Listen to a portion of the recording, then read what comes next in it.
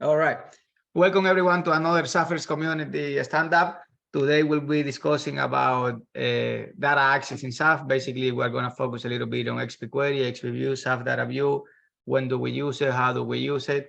And those, let's call it tricks to improve the performance in some part of our application, a really heavy place where we are doing going through several tables, are doing some crazy calculations and so on, that we don't need to load the whole object, only loads certain property or things like that.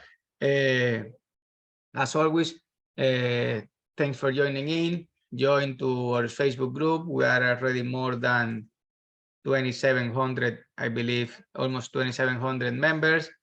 We also have our LinkedIn group that we have almost 3,000 members. We have our Twitter that the DevExpress XAF team always put everything that there is new and is coming, everything that is coming now in 23.1.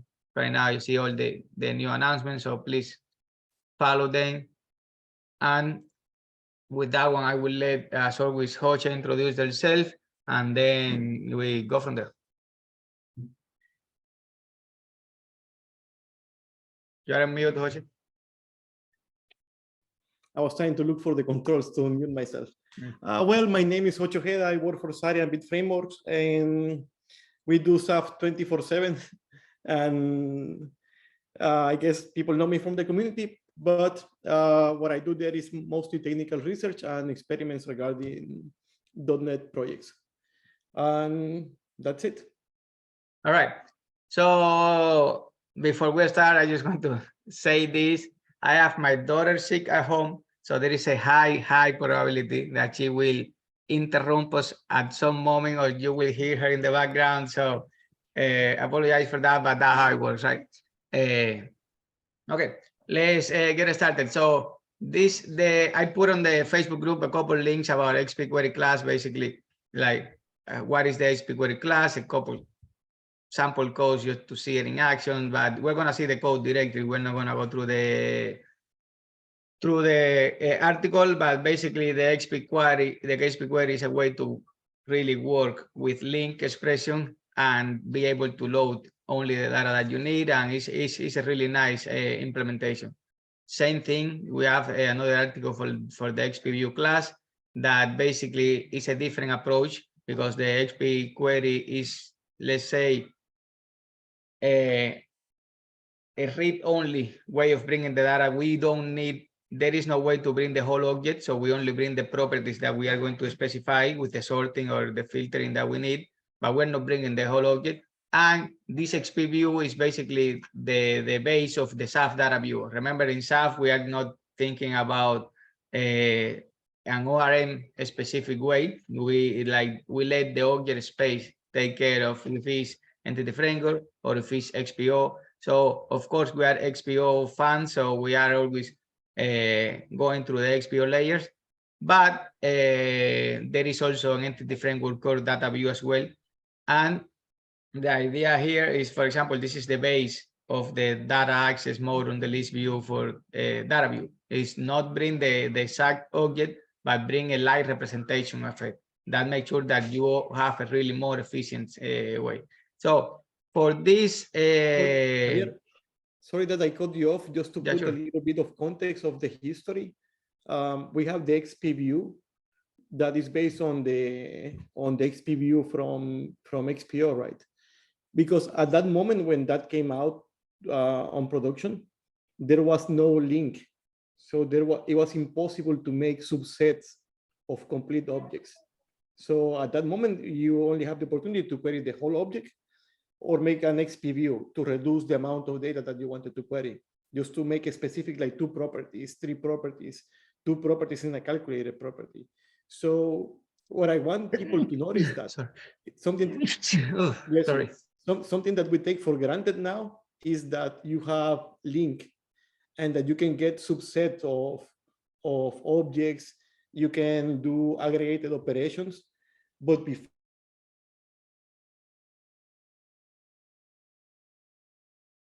the ideas that was the criteria language that also didn't exist, something like link at the moment. and the XPView to get partial results.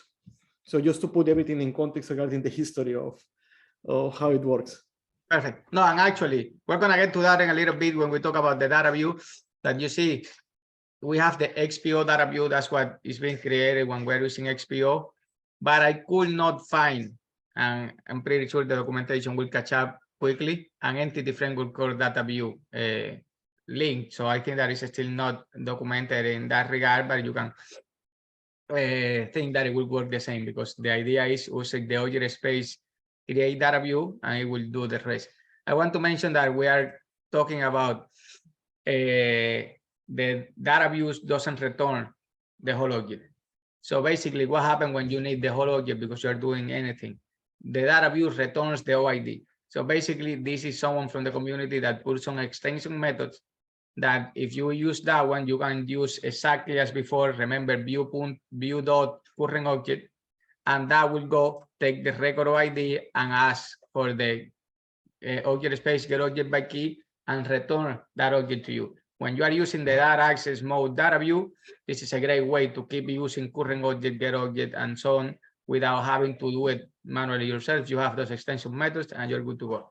Okay, let's start things in action. We have this solution. One thing that we did here is we enabled the XPO profiler in the app config, just so we can see the queries that is going on.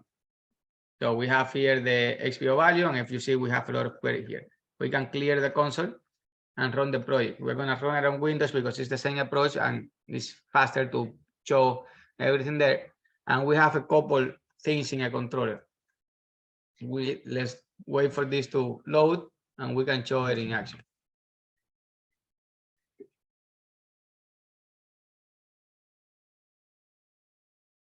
Running. I'm getting under the weather as well. When your daughter gets sick, you don't sleep. Everything that is coming from her is coming to you. Just bad combination. Okay, so if you see here, we have a controller with several actions. Let's not focus on the UI because we're going to focus only on the actions. But we can even come here and check the data that we have. So we have how to create a collection, how to create a XafDataView, how to create an XPO view, the query, how to get the XAF implementation on the object space that is then queryable as well, object query, the prefetch without prefetch, how to do a free join with link, how to do a free join with a criteria, and how to do a free join with composite criteria. So those are the main methods that we're going to focus on today, and I'm going to see the difference between each of one of them. Okay, let's start with creating a collection. That's the main one, the simple one that every time that we're going to do something in XAF, we say, hey, give me a new XPA collection, pass the session, and we're good to go. So let's hit the here and let's clear the console. So until this point, you see there is no query that has been done. Basically, we're going to create a collection with the object space of type product that will bring all the products that we have and then write it on the console. That's as simple as that. We got here, we already created the collection. If you see, nothing has been loaded. Collections in XAF have the idea that until we don't touch it, we are not bringing that collection. So let me admit a couple more people. So, and now, as soon as we run and it touches the collection and iterate through it, you can see here or select everything that is coming to that product table. And we can keep going here from the product table. And interesting enough, we are bringing also, we are doing a left join with the order and we're bringing everything that we have in the order. So collection is more heavy.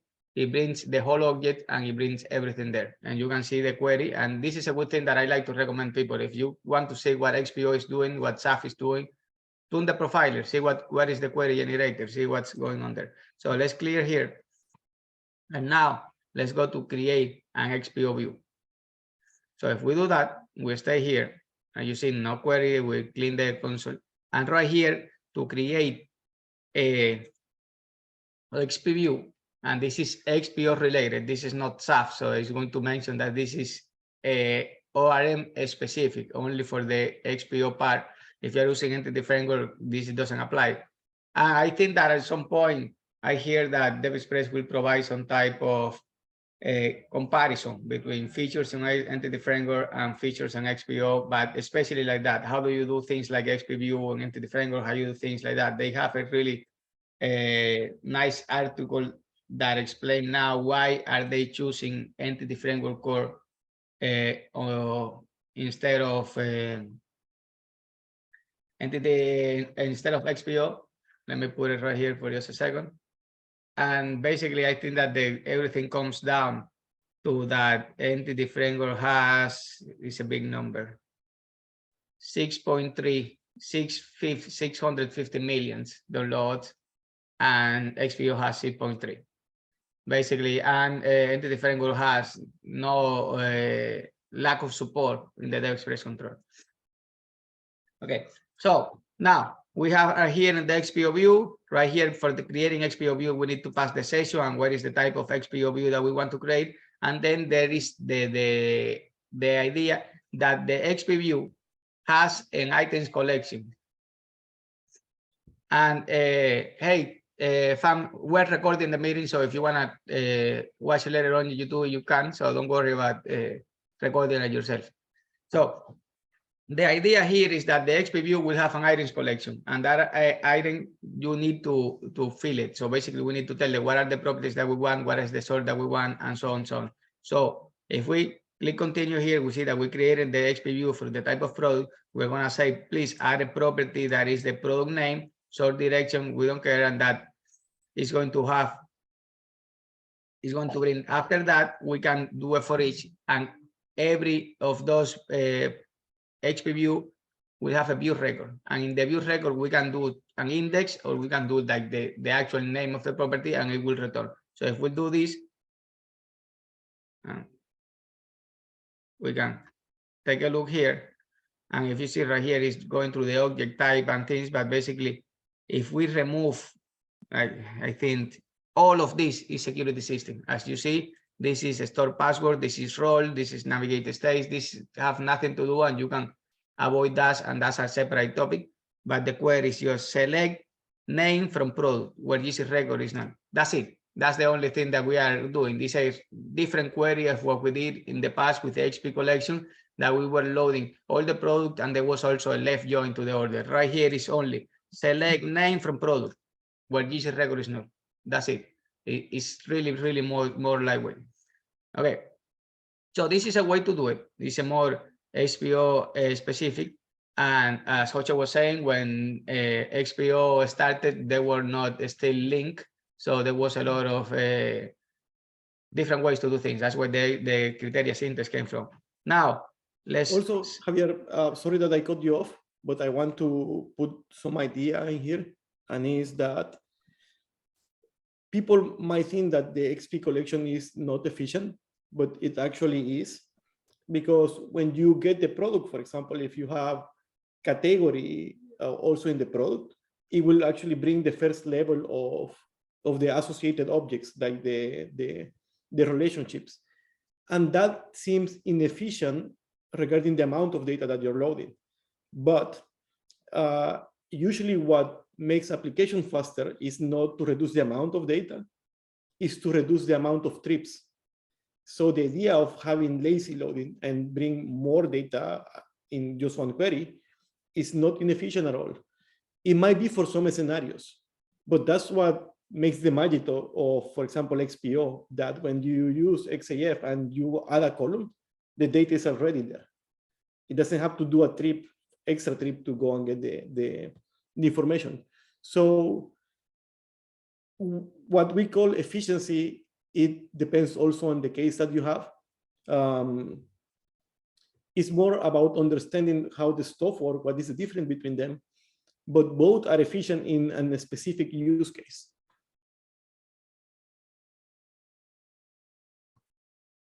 All right, so let's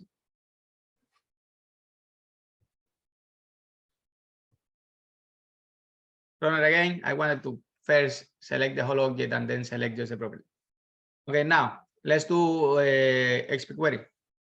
Let's see. The great thing about XPQuery is the link syntax. You have IntelliSense, you have auto-completion, you have, so right there you make things a lot easier for the developer. So right here, we're going to create XPQuery from the product. And because again, this is an XPO specific, we need to pass the session. So we're gonna get it from the object space that we have to caster as the XP object space. And from here, we can have a normal link expression. Okay, from product, where name of the product equal chai, select P. And then we're gonna see here in the list, then we can iterate through the list and we're good to go. So let's clear here. Put a breakpoint here. No query yet. And now let's go all the way here. So if you see here, unless we have again the select bringing all the records, and it will be from product, left join order, and so on. Now, why did it do that? Because we are selecting the whole object. So basically, we're telling, hey, bring the whole object either way. We want them to bring us everything that they can. But in the cases where we only need, and let's do this again.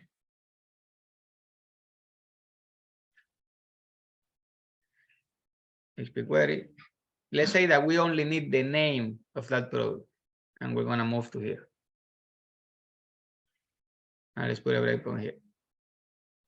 So basically, right now we're telling, let's create an anonymous object, but let's not bring the whole object. Let's only bring the name property. So if we click here, reveal and apply changes. Come on.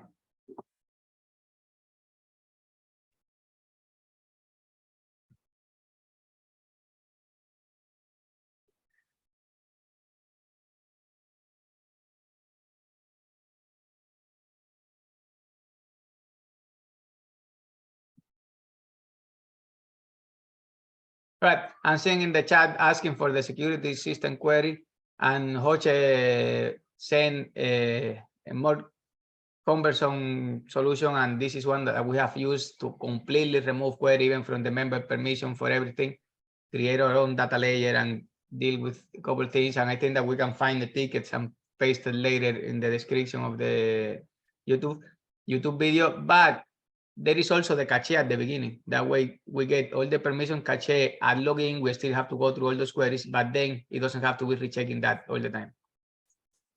Okay. Let's go to the XPQuery again. And I lost the window. It's in my other monitor right here.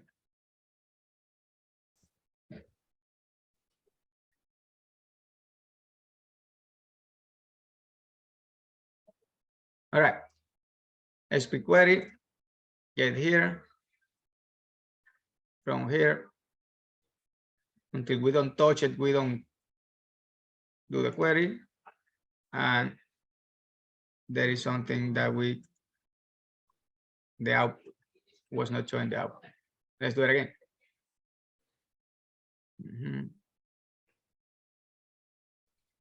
Okay.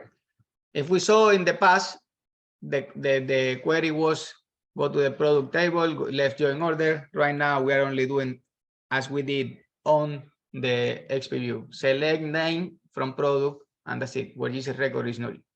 Good to go. So it gives a lot of flexibility and a lot of power, so we can actually be really specific of what we're trying to load. We always say to our students, if you had to do all your queries by hand, you will really think, what do you really need? And don't have to be loading everything. So now let's see a XafDataView. Okay, we did the collection, we did XPView, we did the query. Now let's do the XafDataView and see what happens. Okay, if you see right here, no query yet, and let's clear here again. This is the old query from the XPQuery. And then right here, we created the data view. The create data view method from the object space asks us to pass a product, to pass what are the properties that we want, and we can even pass functions like count, sum, average. We can always take a look at the definition. We can pass the object type, the expression, if we have a criteria, sorting, and so on. Right here, we're not passing nothing like that. We're not passing a sorting or criteria. We're just putting null. And then you will see that the query it will only bring what we ask. So the OID, the name, and then it will do a select count. And basically, that's pretty much anything that it will bring. And every user with one query, it brings only those 3 properties that we want. And you can see here that we're getting the OID that is for the chai, that is the name of the product, and there are 11 products. So right away, really efficient, really nice. And of course, because this is a XPO function, it returns an XPO data view record. But basically, that's the idea. The create data view is using the same approach that we're using with the XPView that returns a view record, but in an agnostic way. It's XAF doing it for us. Same thing, we don't have an example for entity framework call, but same approach, same concept, same everything. So now let's see, for example, we saw now the XafDataView that is like the layer on top of the XPView. Now XAF also have the XAF object query. This will be on top of the XPQuery, and basically we have a queryable here that we're gonna get the queries from the product where the OID is different than null. This is just a dummy criteria. And you can see here, same thing. Right here, we are going and bringing everything, but we can be more specific and select something. We have the power of link here. So that will be good to go. Let's continue. Now, another point and is basically prefetch. So let's first see the behavior without prefetch, and then let's see with prefetch what happens. So without prefetch, we come here. We're gonna create a session to create an XP collection. Then we're gonna iterate that people XP collection. I'm gonna write the full name, and then we're gonna iterate the phone number that is a collection inside that person. So the idea of Hocha was explaining that of trips to the database, they are costly, right? So sometimes you just want to have all the data already here. So when you iterate to them, you already have it available. And we can use that in a couple of places. So let's run here. You see, then again, this is all security system. So let's go to right here. There is not one query that is related to the XP collection person, because from here to here, everything is security system. So let's delete it. As soon as we touch it, we go to the people table. And if we continue, and let's put it every point, we have another query to the phone table. So we have 2 trips to the database. We have 2 queries there. Now, let's see with prefetch. And let's clear here.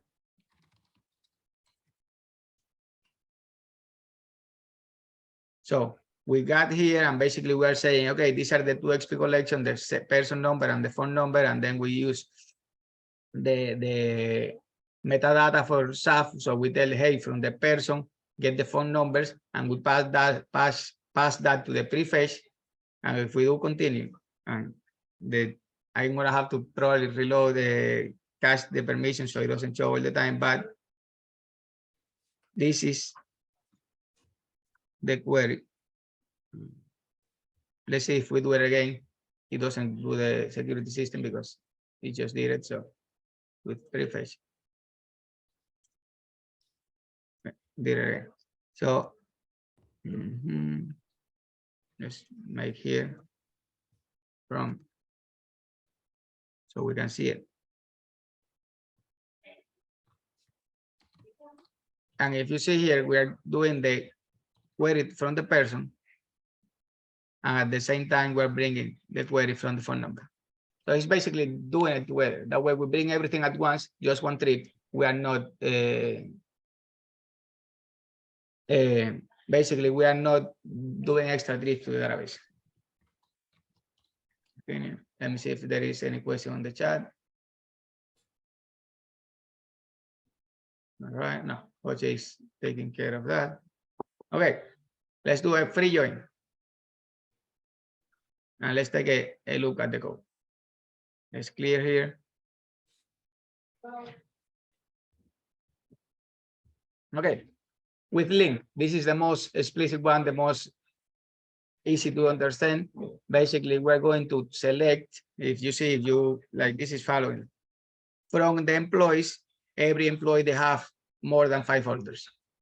So basically, that's the query. And we're going to select that employee. And it will be a list of employees for all those employees that have more than 5 orders. So we're joining the employees table with the order table and check one to another one. Right here, simple way to do a free join between 2 tables in XPO. Run it here. And if we take a look at our list, we're going to have one employee that have those 5. And if we go to our table, to our database, we have right here, this employee ID have 6 and the other has 5. So it's only bringing the ones that account for that condition. Now, let's see the same thing with the criteria. You see here, the criteria is a little more complicated, and also because it's a string, you are more prone to errors.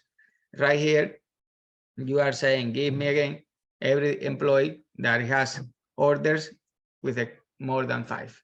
And then you pass that criteria to the XPO collection that you're bringing. And you're doing the same query in a different approach. Same here, you're going to have same employee.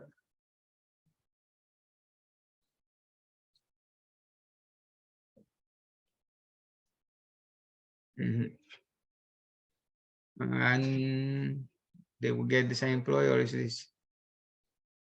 Because I think that because we haven't, because the debugger should give you. You see, there is a. We haven't touched the XP collection, so that's why probably it's not showing. But I think that the debugger should actually make sure that it's good. But that's the same idea. And this is a different approach where you are also more strong type. We're creating the same criteria, new operand property, join operand, binary property, and then we are creating the same idea here through the operands. Sorry, guys. This was a possibility. Let me get here. Okay, you want to say hi to everyone? Okay. So. Okay. Ahorita. Later. She's saying later, she will say hi. So basically, that's the other idea. We have the link, we have the XPO criteria, and then we have the strong type. The strong type is always going to be more worthy than everything else, but I think that is also more easy to refactor. It's also more easy to understand in a lot of cases. So that's basically all I wanted to show on my side. Jose, what do you think? Give us your thought, and let's go from there. Regarding, I think that with this example, it covers a lot of kind of doubts that people have. And I don't think that one approach is better than the other. I think it depends on the use case. And for me, the things that you need to avoid is subloading of objects. Of course, that comes with the idea of lazy loading, right? Lazy loading is a demon that is also an advantage. People love lazy loading, but then your application gets slow, right? So you need to understand that everything is a trade-off. For each feature that you have, you will spend resources, either CPU or memory, or even storage. So you need to pick your use case. And also something that I always say to students, and I always tell the customers that we have, especially in the design part, is that XAF take care of a lot of things for you. So it gives you some time to try to do test scenarios, so you can do loading tests, which is the problem that everyone has. So since you're saving time using XAF, use that time to improve the design and to measure what the critical parts of the applications are. For example, one time, long time ago, when I was starting with XAF, we did a calculation of interest of loans for a bank. We did it in XPO. Bad idea. We have to bring half database to do the calculations. We use a lot of memory, network traffic, and so on. Some cases you want to process the data in the database. Doesn't have to go out, doesn't have to do any trip. So that I learned it in the hard way because I'm a code first person. So I do code first. I don't like to go to other layers like databases. But you need to be open to those type of solutions. But if you want improvement first, you need to understand where the traffic is or where the problem is, and then try to find a way around. But you need, because when you design an ORM, it's really easy to go crazy with optimization that will never happen. Also, then you say that in a lot of posts, like don't go crazy with micro optimization at the beginning, test the application, and then you fix the scenarios, right? So those are my 2 cents in here. All right, one thing that I wanted to mention is the permission reload mode that it was being asked. So this permission reload mode has basically 2 modes. The default is no cache. So each session or DB contest will actually check for the permissions. And the permission cache on first access, that means that the permissions are cache until the user log off. So when you log in, you're going to be checked for all your permissions, and after that, that will reduce significantly the number of database requests when working with secure data. So all those queries that we're seeing, if you cache on the login, then you will be able to avoid them later on. Okay, any other questions, comments, experience? Yeah, the chat is free if you want to add a question there about how queries work, how data loading works. I think this is a topic that is interesting for everyone, and it's one of the Achilles heels of XAF, if that's how you say it in English. Right. I have a couple of questions. It's Robert Anderson here. Not so much questions. Hi, just a couple of points that I find are pain points to do with querying. One of them being testing. Like I think in any sort of mature application, you find that you're often querying the same thing or similar things quite often. Like you might be saying, I always want to get, the unpaid invoices or something like that. So you end up taking a little bit of query code that is sort of many places. And if you're trying to say, well, we might want to change that one day, we might want to be able to say it's not only the unpaid invoices we want to filter out, it's something else. So you end up saying, how are you going to have criteria that coded in a way so that you're not repeating yourself, and that the criteria itself is only defined in one place, and that it's testable, and that it's modifiable in the one place, and then you can see somewhere, and that is something that I think is a sort of ongoing problem, which having all of these different ways of querying actually makes worse in a way, because if you've got it defined unpaid invoices in an XPView in one place and in another place a different way, then you need to be careful. So that your code, if you say you change what an unpaid invoice means, then it can end up escalating problems. So I think one thing that is very useful is to have a good solid way of testing the criteria that you use throughout your application, to be able to say, I want to be able to define something in a way that's easy to call. And I actually wrote a blog post so long ago called Fluent Queries with DevExpress, where I was trying to address this. In fact, I've improved that an awful lot since those days. But the idea was that you could write something like, I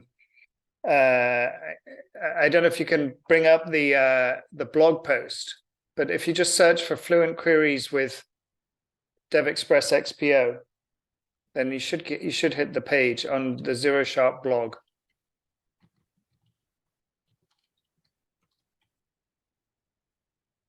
Any chance you can do that? Yep. 1 second. I have it, but let's see where Javier is, because I don't know if it's the Fluent Queries is the name of the blog post. Yeah, actually. Hey, sorry, guys. No problem. So Let me know if, okay, Fluent. And we went. That's it. That was that one? Yeah, that looked good. It's on GitHub. It's on the wrong place, but it's okay. Yeah, you're not going to find it there. Sorry. Let's check the I guess my search is a bit broken. Yeah. Fluent query. It's from August the 14th, 2013. Shows how long I've been around. 14. I have read all your posts. It has been a while. I probably have to read it again. But there it is. Amazing. Fluent queries. Okay. So take a look at yeah, I think it's that one, the second one. I actually stole some of yeah, this is it. This is exactly it. So that first example, the var customer equals, that's really the goal, is to be able to say, actually, you know, I'm going to put wrappers around all of my query types. So I want to be able to say, you know, when I'm querying contacts, I'm going to call something like by position developer. And it's so much clearer. You know, in the old days, there was so many different ways of doing criteria. It was complicated. Now with link, it's a lot clearer than it used to be. But I still think that by position developer is clearer than saying something where it's X arrow X goes dot, you know, role equals developer. And so the idea is that you need to code this in a way where you don't want it to evaluate early. You want to maintain that it is an I queryable, which is actually a mistake I made in this initial implementation. I made it I enumerable, so it was evaluating too quickly.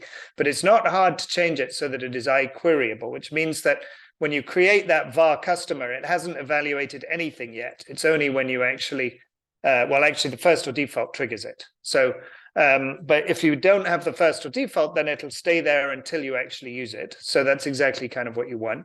But in addition, you want to make it easy to test. So you can have a set of specs or tests that are checking that by position produces the results that you want with a simple in-memory example. And then the advantage is that when you change what by position means, it affects your entire code base in one go. And, you know, your tests are the only thing that need adjusting. You've changed what it means, so you need to change what the test output is. But it's that's really the goal, was to have those two things. And then the other thing, which is a completely different topic, which I think is also easier to implement if you've done this sort of approach, is we have tests which actually check the number of round trips to the server. Because there are situations where you want to kind of guarantee that it's not doing more work than necessary. And you want to be able to guarantee that, you know, some complex bit of code, like maybe that tasks in progress that's on the example there, maybe it's a complicated one. And you want to make sure it's not doing more queries than necessary. And there are all sorts of situations, like, for instance, we found that in transaction, whether you're querying things in transaction or not, modifies enormously the SQL that gets generated. And so there are several situations where, in fact, in transaction, you know, bit us. We found that there was a big performance problem, and it turned out that it was because we hadn't got these checks in to make sure that the queries were the right number of times.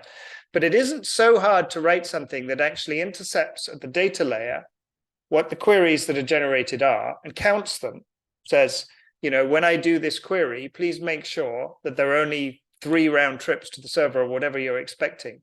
And if one day you release, you know, upgrading the DevExpress framework or any of those things can break these tests, and you know, then you have to go and investigate. Well, why is it now doing 17 round trips where the last version only had 3? So those two things are things that are more about the sort of ongoing maintenance of your queries. You can get them right for one version or one place in time, but a lot of I think the pain around queries is, can you guarantee that you've getting the same performance in a year's time or in 5 years' time? It's like a very good book that I like about maintaining code is called, it's by Michael C. Feathers, and it's called something about legacy code. I've got it on my bookshelf over there. And he argues, you know, legacy code isn't like old-fashioned. Legacy code is anything written more than 6 weeks ago, because that means everything's legacy code, because you can't remember exactly what you did if it's, I can't, you know. And so, yeah, in fact, you're always maintaining legacy code. And that's the thing, is that, you know, a lot of this the subtleties of getting a query exactly right are completely lost when you come back 6 weeks later and you have to fix something. And so this testing aspect, I think, is a key part of you know, how to lock down the behavior and the performance of XPO that you're expecting, or entity framework, same way. Yeah, but in here, Robert, actually, there is one interesting point is that, and well, it also depends on how much time you have to develop something like this, because, well, I'm just seeing my screen at the moment, but I will share it. Just 1 second. I will share this part here. And okay, so then you have a wrapper where you define by position. Yeah. So it means that it depends on type of the organization that you're in. For example, there are organizations that they develop a single product, the ERP of for example, of the organization, or the CRM, or the mix of those. So you're able to actually build on top of your own domain things like this. And I think that in kind of the SAF market, people is more like in the gig type of industry. Like, I will do one project, then another project, then another project. Then you go back and you have to maintain something that you don't remember. Because, for example, in our office, we have, I don't know, like 20 projects running at the moment or something like that. So imagine how difficult it is to make something more specific. Because, to be honest, I love your approach. This is what I will do if I have to maintain something in a single like type of product that you're making. But when you are doing like kind of gigs or projects all the time, you kind of want to make it fluid in the sense you're absolutely right. Anything and everything. But this is, I think, if you ask me what I think is the correct way, I will pick your choice. Because I think you're absolutely right. It's like it's a question of code quality, and a lot of people think that code quality should be as high as possible all the time. Like when we imagine how do they code things at DeepMind or Google, you imagine that everything they write is like extremely high quality. Actually, that's nonsense. I think you have to code for the quality that you need. And if you're experimenting, you should definitely not code with an extra layer of abstraction unnecessarily, or you know, you should be able to experiment. You should be able to move fast. And I think even at DeepMind, when they're doing like experiments with like, you know, the next GPT model or whatever, they are dropping a lot of the requirements for code quality because they want to move fast and experiment. And then later, when they turn it into a product that is customer facing, then they spend ages adding huge amounts of like these extra additions. And so, you know, you're absolutely right. If you're experimenting, no need to worry about, you know, these details. But if you're producing a piece of software that's being sold to a bank or to a large multinational corporate, or in our case, to 200 large multinational corporates and 2 huge banks, you know, then you really need to be sure that you didn't break anything. And we found that these abilities to guarantee performance and reliability with regards to queries have been enormously helpful. Everything we do uses this model now for the queries. Like you know, we don't use criteria syntax at all. You know, maybe in 1 or 2 reports, but generally this means all of our queries are in one little, you know, corner of our code, and it's easier to maintain. But you're right. You know, you don't need this unless you're rolling out a product. And well, like that's a discussion that we always have in the office. And thanks God that I have Javier working with me, because I will do 20 layers of abstraction for no reason, because I just like to do them, and that's the way that I think about it. But he telling me, no, like the goal is this right now. We need to accomplish the goal. Then you make it better, shorter, whatever, because I like to make it shorter usually. I remember when we make the synchronization framework for databases, the first version was hundreds of classes and a lot of layers. Actually, it was bad code. But we develop it faster. Then the last version is a few classes with a lot of abstraction. But it's clean and beautiful to see, but no one see the code usually. It's more for like the quality purpose inside of the office. So I have one war story about exactly this. we recently had a bug where a customer hit, SQL has a limit on 2,100 parameters in a query. So if you do something like an in operator, like give me, you know, all of the payments with these 2,101 numbers, then SQL will fail. And it's a hard limit. You can't go onto SQL and change that parameter in a special case. So we had a customer who hit that limit with something they were doing. They were doing something dumb, but you know, they hit it and it broke the system. So we had to then think, well, how would we modify our query to kind of go in loops so it only loads 1,000 at a time and then concatenates them? Well, in our case, we only had one place to change it, which was our query library. And that was a very easy change to make. And it was very lucky. If we'd had queries all over the place that were using criteria syntax, we would have had to modify each one. And it was so you don't know in which other place you will hit that. Yeah. Because maybe you will fix it when they hit it, but there are 20 other places that will break in the future. So yeah, exactly. Those things are hard to see. And funny that you mentioned, we also hit the same problem at one moment. Too many parameters in the in operator, and it was a hard limit. Yeah. And so we have like 400 reports. And if any of those reports are using the thing that hits the 2100 limit, they're a pain to change. You have to go into the report and modify the regex and, you know, whatever, re-upload it and, you know, all of that. But we didn't have to because all of the reports use the same thing. I'm going to steal this idea. I have stolen a lot of things from your blog post. So this is I have to get blogging again because they're all, you know, they're all from 2013 and stuff. But I'm actually, you know, I want to get more involved with the whole community. I'm joining these things more, and you know, maybe I can host one of these one day, and you know, it'd be to be honest, an honor and a pleasure to. When we started the meeting and I saw that you were there, I thought, okay, what can we tell to Robert that he doesn't already know? Why is he here anyway? No, I always learn stuff. I've never used some of that. I've never used the data view, for instance. So it's always good to join these things. Yeah, and also like you're welcome when you want to present an idea, you can join the meetings or tell us in advance. We can prepare like a specific topic. Yeah, no, that would be good. I'd be happy to. Just let us know, Robert. That would be an honor. And I'm trying to put myself on mute because the background is a little noisy, but definitely, I really enjoy all your blog posts. I have followed you for a long time, and there is a lot of great content there. So everyone feel free to go there and still take a look, load testing, fluent queries. And the good thing also about having that, let's call inflection point where all the queries go to the same place and do the same thing, it's also great to then do some logging, analytics, everything goes through that layer. So that's another really, really good advantage of that.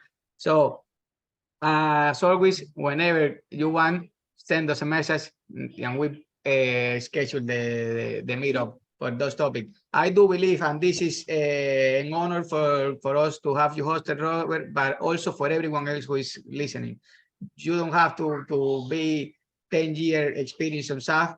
You know something new, you want to share it, let us know. We're happy to host 10-20 minutes for you to present one of your personal project, experience, professional project, anything. The idea of the community is this one, everyone to join together, grow as a team, grow the SAF community, help the Dev Express team like move their product to our needs and grow together.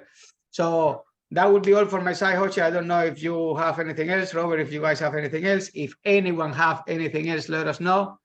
And thank you as always for coming. Jose, pretty sure that it will take the picture as always. And anyone who wants to show, just turn on your camera. And after that, see you next one. Okay, so 1, 2. Yeah, we have one more people here, like 1, 2, 3, and a few more. 1, 2, 3. And anyone can turn on the camera, still is time. And one more, 3. Go. Perfect.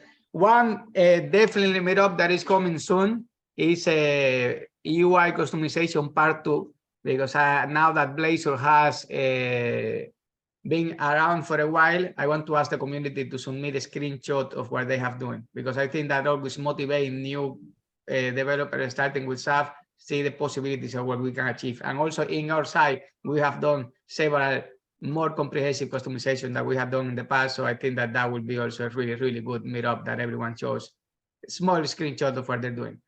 That's it for this month. Thanks everyone for joining in, and see you in the next one.